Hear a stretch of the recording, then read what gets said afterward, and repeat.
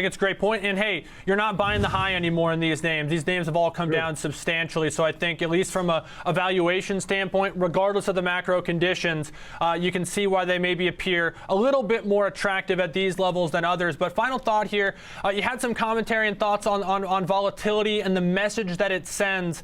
If you could, for our viewers here, Ken, before we say goodbye, just tell us a little bit about what information you garner from the VIX, and then ultimately how that helps you when you're deploying your capital.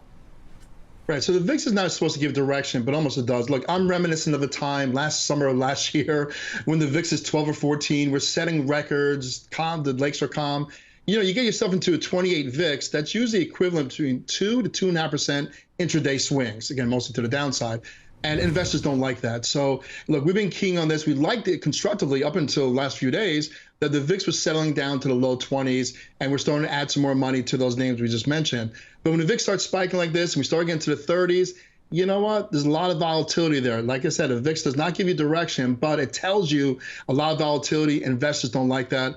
I love to see a VIX around 12, 14. That's a fantasy down the road. For now, we'll take something in the low 20s, which is manageable, and the bulls and bears can fight it out around there. I think it's a prudent way to approach it, though. I mean, if the volatility is higher in the market, the moves are bigger, that same notional exposure you have is actually greater risk on a day-to-day basis. As volatility goes down, you can, of course, increase that a little bit and get back to that exposure. But Ken, a really great conversation. Hope you have a great weekend, and thanks for joining us. Thanks to Ken Mahoney, the president and CEO of Mahoney Asset Management.